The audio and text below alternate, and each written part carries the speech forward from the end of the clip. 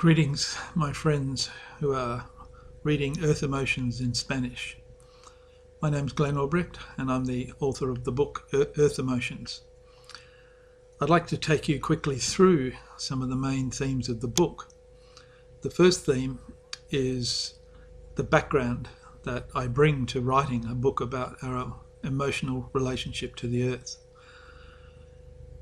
I'm 67 years of age, and I was born in Perth in Western Australia, and I grew up loving the natural bush, the wildlife, the flora and fauna of Western Australia. It was a very privileged upbringing. I write in chapter 1, a symbiography, the idea that you gain a lifelong love of nature as a child, and you carry that with you into adulthood.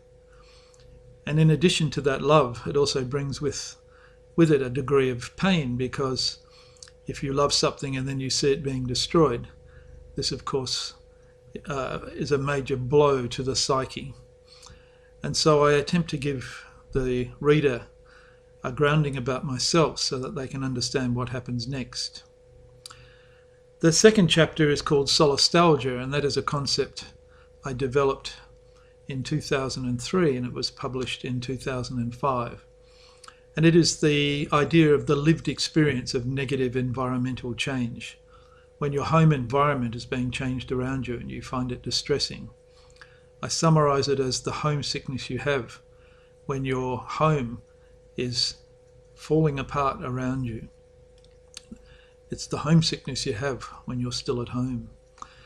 And this idea was developed by me to explain the sadness that people felt, particularly in the Hunter Valley of New South Wales, which is affected by black coal mining.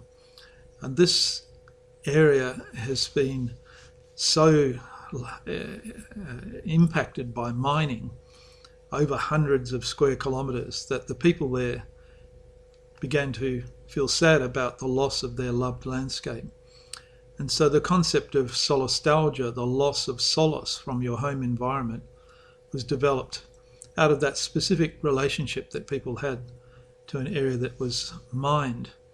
And since then, the application of solastalgia has proceeded, and we now understand that this lived experience of negative environmental change is also something that people feel connected to climate change.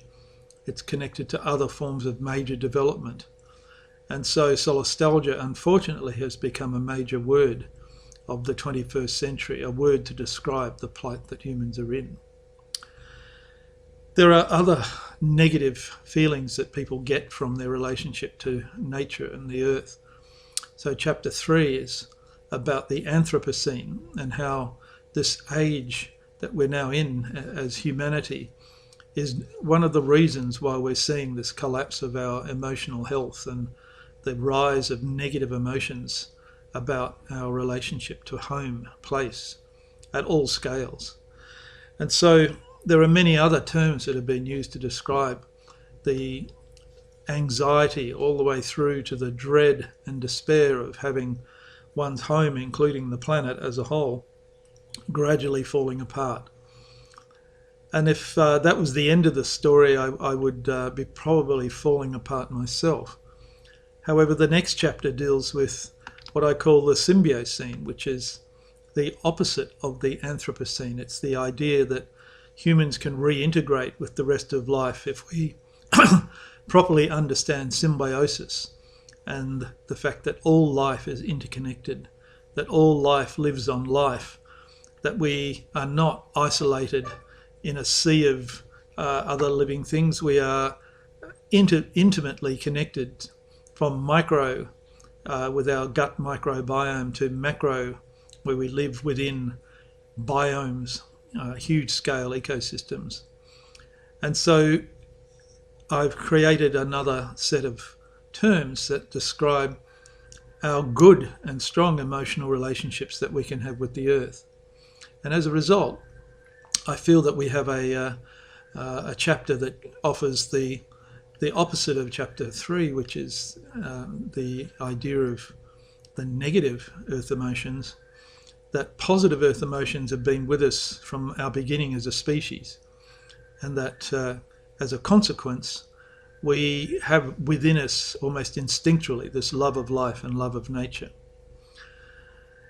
There are other people who are also struggling to come to terms with the concepts that are most appropriate and applicable to our relationship to life in a positive way.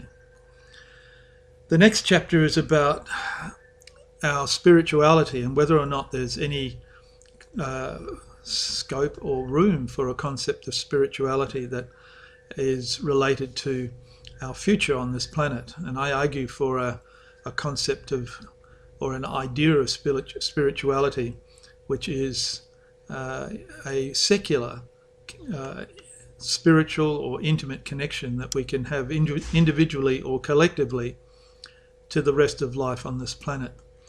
And so there's a whole chapter devoted to the idea that this earth connection, our earth emotions, are not just material, but spiritual as well.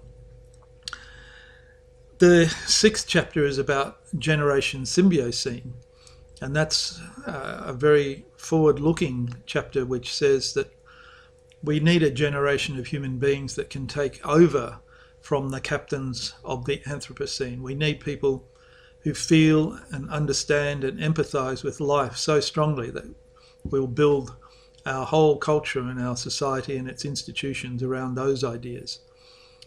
We're seeing the emergence of Generation Symbiocene with Greta Thunberg and Extinction Rebellion as a social movement.